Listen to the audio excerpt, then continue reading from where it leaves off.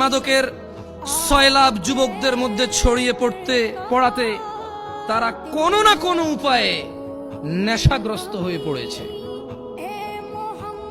যারা নেশা করে তারা অধিকাংশই জানে নেশা কোন রকম উপকারী বা ভালো কাজ নয়, এবং তা মানুষের জীবনাশক্তি বিনষ্টকারী। এই সব জেনে শুনেও যুবক মাদকাসক্ত নেশার অন্ধকার জগতের মধ্যে থাকতে চায়।